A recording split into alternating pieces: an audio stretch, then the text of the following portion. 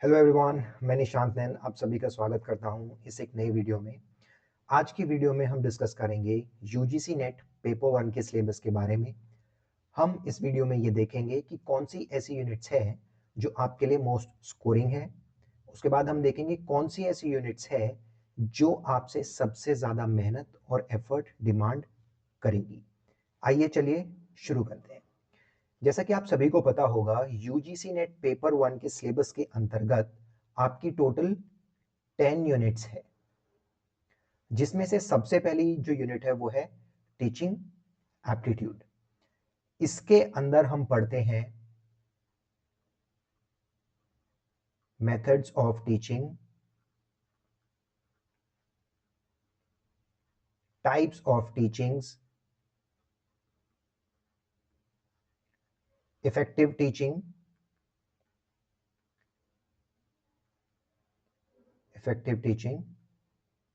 And lastly levels of teaching, जिसके अंतर्गत हम पढ़ते हैं मेमोरी लेवल के बारे में, अंडरस्टैंडिंग लेवल के बारे में एंड लास्टली रिफ्लेक्टिव लेवल के बारे में। सो जो आपकी फर्स्ट यूनिट है टीचिंग एप्टीट्यूड, बेसिकली ये वो सारे डायमेंशंस कवर करती है जो कि एक टीचर के अंदर होने चाहिए कि आपको इफेक्टिव टीचिंग किस तरीके से करनी है। तो ये सारी चीजें आपकी फर्स्ट यूनिट टीचिंग एप्टीट्यूड के अंतर्गत कवर होती है। आइए अब चलिए मूव करते हैं सेकेंड यूनिट के ऊपर, जो कि है रिसर्च एप्टीट्यूड। देखिए, जो सेकेंड यूनिट है आपकी, ये आपकी सबसे मोस्ट इंपॉर्टेंट यूनिट है पेपर वन के सिलेबस की। अब आप लोग कहेंगे कि ऐसा क्यों है?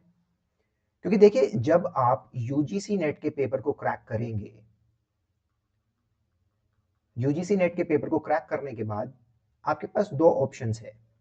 या तो आप कहीं पर असिस्टेंट प्रोफेसर के लिए अप्लाई करेंगे, या फिर अगर आपने जेआरएफ क्वालिफाई कर लिया तो आप फुल टाइम रिसर्च के अंदर एनरोल करेंगे। और दोनों ही केसेस में अगर आप कहीं पर असिस्टेंट प्रोफेसर के लिए अप्लाई करेंगे तो अंडरस्टूड है कि आपको रिसर्च करनी ही करनी पड़ेगी, आपको रिसर्च पेपर्स लिखने पड़ेंगे।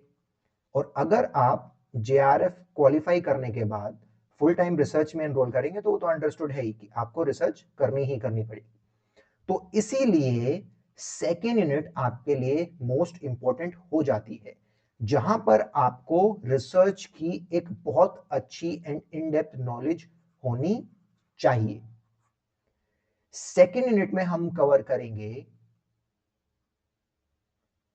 Types of research. उससे पहले हम रिसर्च का मीनिंग भी देखेंगे, टाइप ऑफ रिसर्च के बारे में हम देखेंगे, फिर हम पूरा देखेंगे method of research, steps in research, research ethics and lastly थोड़ा बहुत हम स्टैटिस्टिक्स के बारे में भी पढ़ेंगे, क्योंकि आप लोगों को एक बेसिक स्टैटिस्टिक्स की नॉलेज होनी चाहिए रिसर्च के लिए। तो ये सारी चीजें हम कवर करेंगे सेकेंड यूनिट में, जो कि आपके सिलेबस की सबसे मोस्ट इंपॉर्टेंट यूनिट है, यानी कि रिसर्च एप्टीट्यूड। उसके बाद हम मूव करते हैं यूनिट 3 के ऊपर, एंड यूनिट 3 है आपकी रीडिंग कॉम्प्रिहेंशन। इस यूनिट से आपसे अराउंड 5 क्वेश्चंस पूछे जाएंगे। सभी यूनिट से ओवरऑल जितनी भी 10 यूनिट्स है सबसे अराउंड 5 क्वेश्चंस पूछे जाएंगे। सो ओवरऑल आपके 50 क्वेश्चंस हो जाते हैं। तो थर्ड यूनिट रीडिंग कॉम्प्रिहेंशन से भी अराउंड 5 क्वेश्चंस आएंगे, और इस यूनिट से आपसे एक अनसीन पैसेज के बारे में पूछा जाएगा। आप लोगों को अनसीन पैसेज दिया जाएगा, उससे अराउंड 5 क्वेश्चंस आएंगे और आपको उन क्वेश्चंस का आंसर देना पड़ेगा। इस यूनिट में इंपॉर्टेंट हो जाता है कि आपकी जो स्किल्स है इंटरप्रेट करने की, किसी भी एक अनसीन पैसेज को, वो बहुत अच्छी होनी चाहिए, तभी आप इस यूनिट से आंसर कर पाएंगे।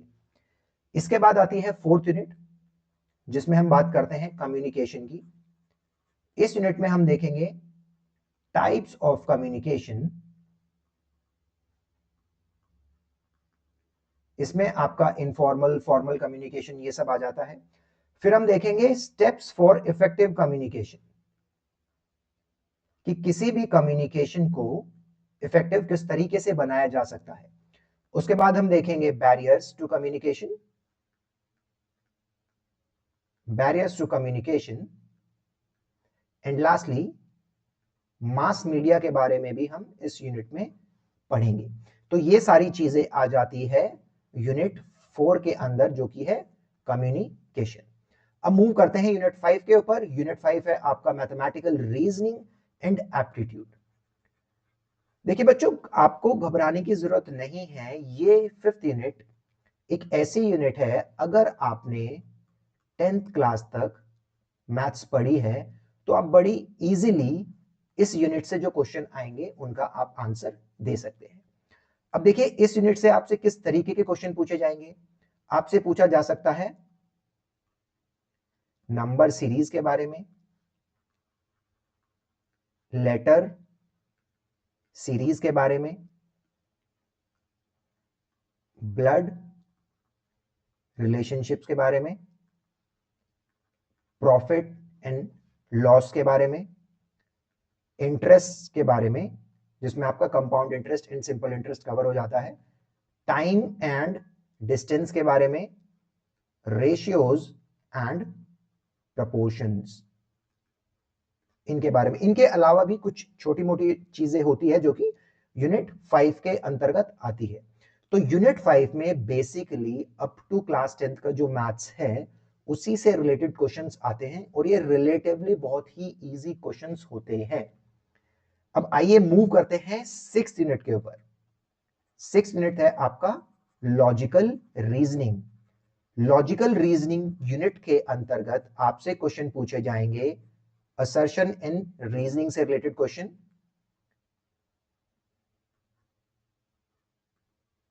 Assertion,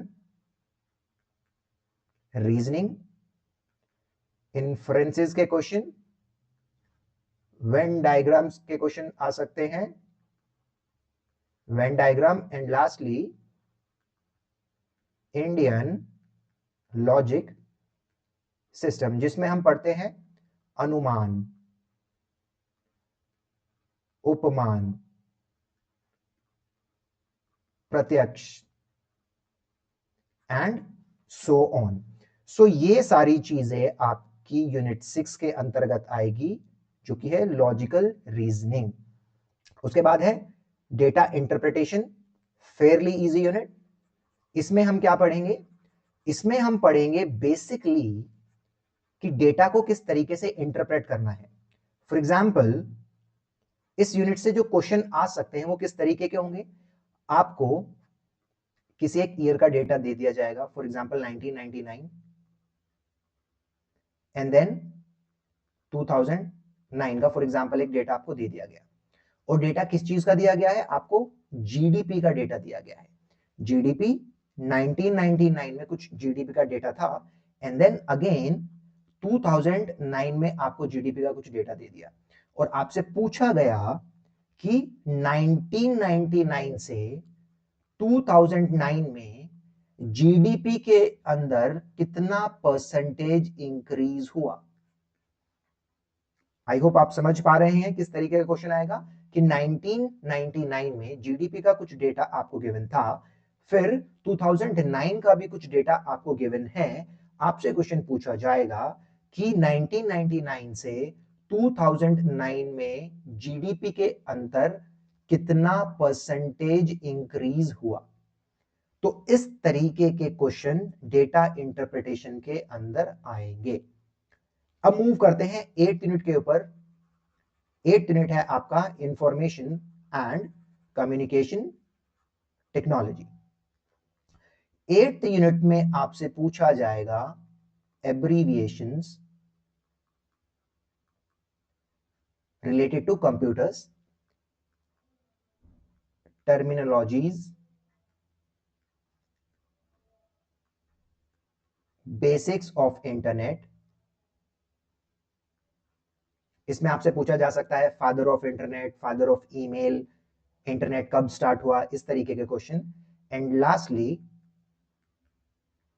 digital initiatives in higher education. Digital initiatives in higher education, इसमें क्या क्या चीजें आ जाती है, आप लोगों ने पढ़ा भी होगा।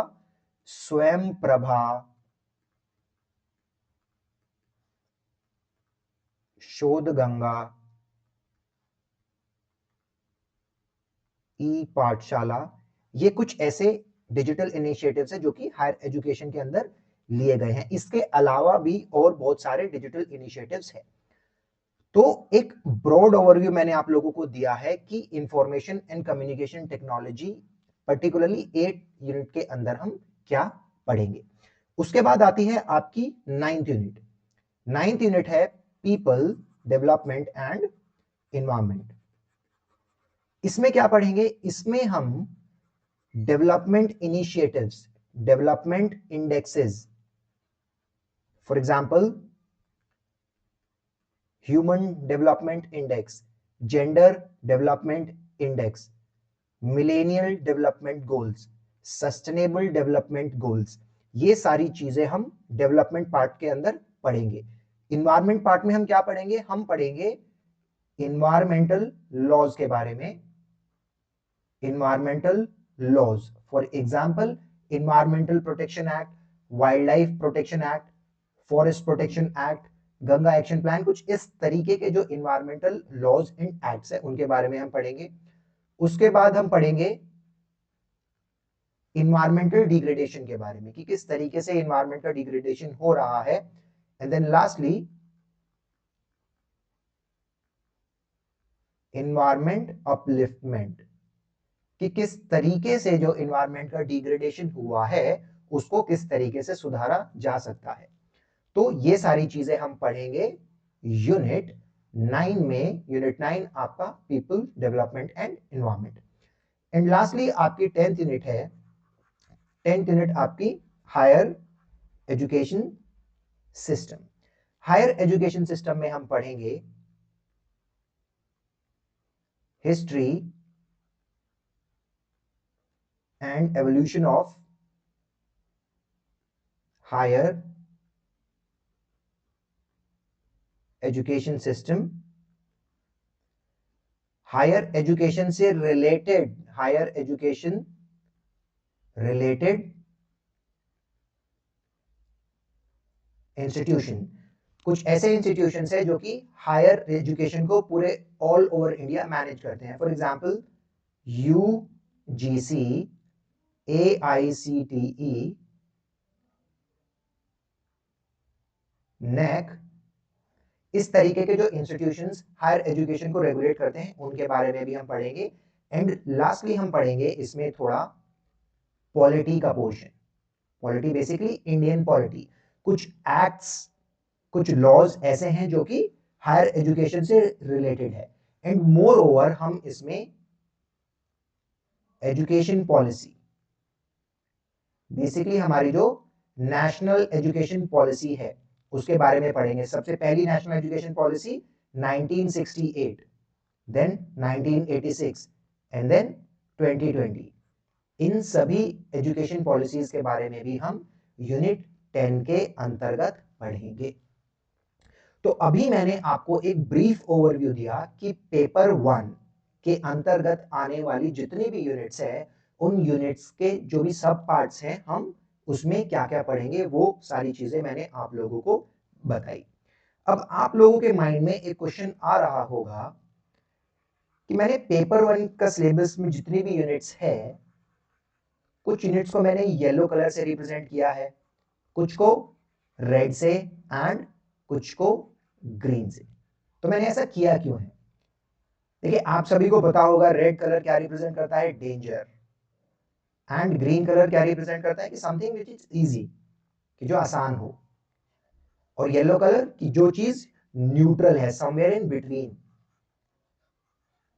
तो जो यूनिट्स मैंने ग्रीन कलर से रिप्रेजेंट करी है वो आपकी सबसे इजी यूनिट्स है।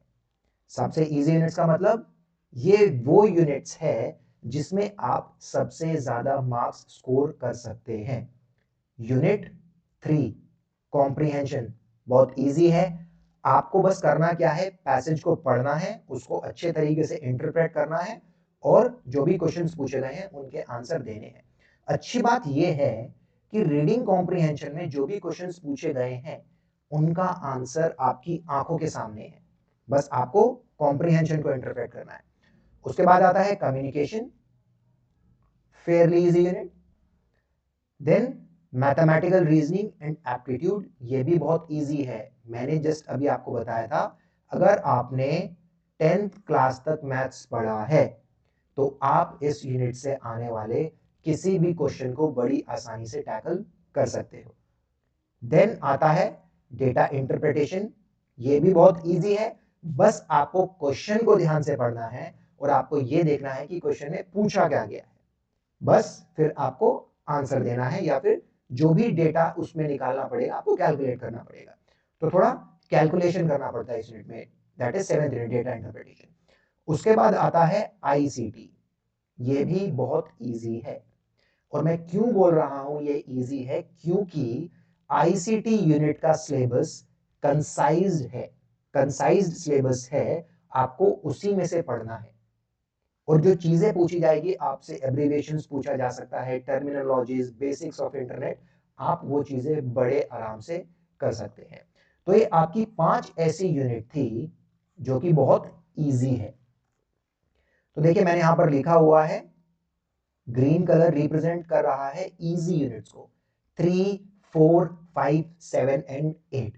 ये वो यूनिट्स है जो सबसे आसान है, सबसे इजी है। 5 यूनिट्स है ऐसी जो बहुत इजी है।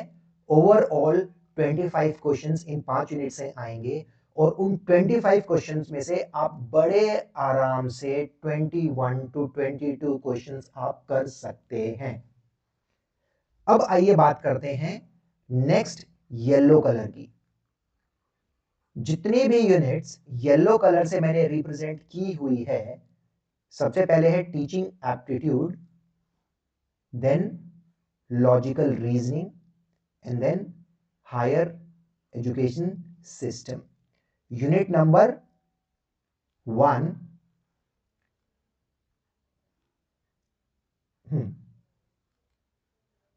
अब देखिए मैंने पेन की इंक को भी चेंज किया है।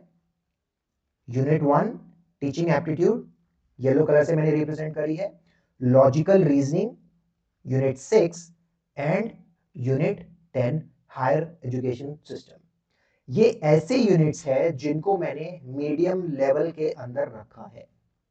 मीडियम लेवल के अंदर यूनिट 1, यूनिट 6 एंड यूनिट 10। और मैंने ऐसा किया क्यों है, क्योंकि इन यूनिट्स के अंदर जो सब टॉपिक्स हैं वो थोड़े बड़े हैं और उन सब टॉपिक्स की थोड़ी एक डीप अंडरस्टैंडिंग अगर आप लोगों की होगी तो आप बहुत अच्छे से इसमें स्कोर कर सकते हो। अगर आपकी मीडियम लेवल की अंडरस्टैंडिंग है तो आप इस यूनिट में, इन 3 यूनिट्स में जो कि येलो कलर से मैंने रिप्रेजेंट करी है यानी कि मीडियम लेवल की यूनिट्स, इसमें आप 11 टू 12 क्वेश्चंस इजीली सही कर सकते हो। 3 यूनिट से टोटल 15 क्वेश्चन आएंगे और इन 15 क्वेश्चन में से आप 11 टू 12 क्वेश्चंस सही कर सकते हो।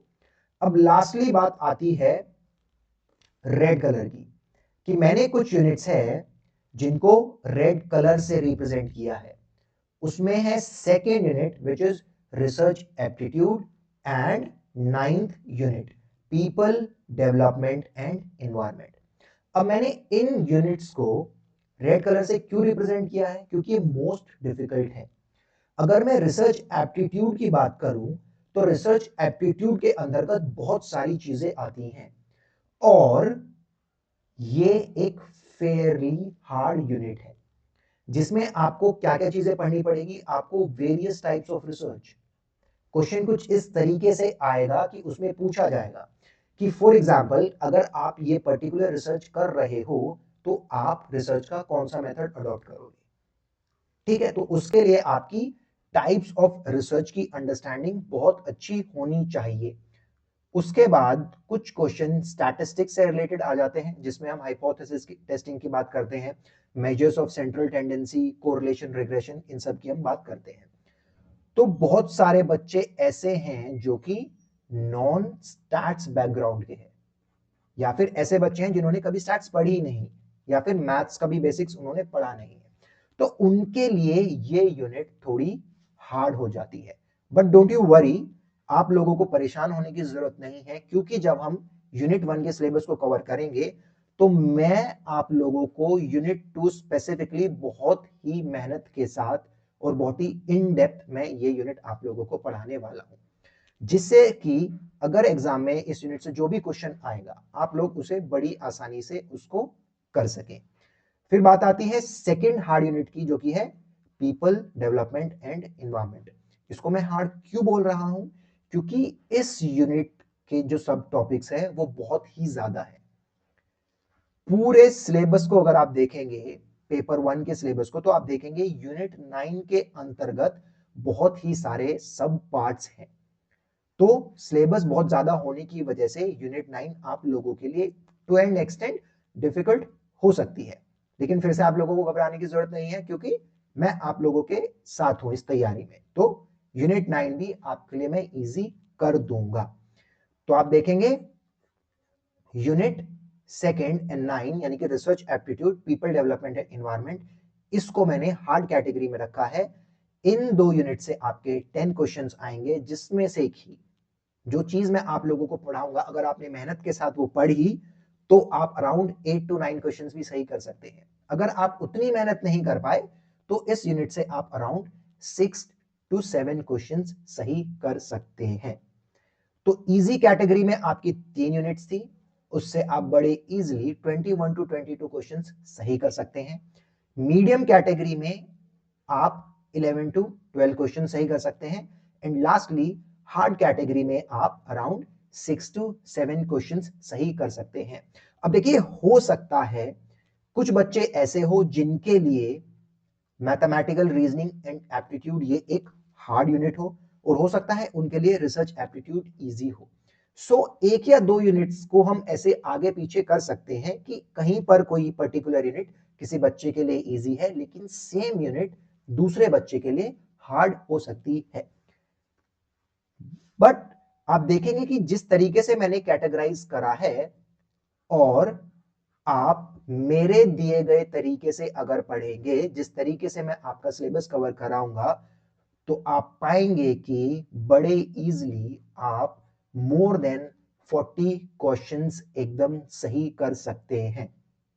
और मैं अपने पर्सनल एक्सपीरियंस से, जो मेरा एक्सपीरियंस है इतने सालों का पढ़ाने का, मैं बड़ा इजीली इस चीज को मैं आपको बता सकता हूं कि अगर आपने 40 प्लस क्वेश्चंस पेपर 1 में सही कर दिए तो आपकी परसेंटाइल मोर देन 99 परसेंटाइल होगी। ठीक है, आई होप आप लोग समझ पा रहे हैं कि मोर देन 40 क्वेश्चंस करना एक बहुत बड़ी बात है पेपर 1 में।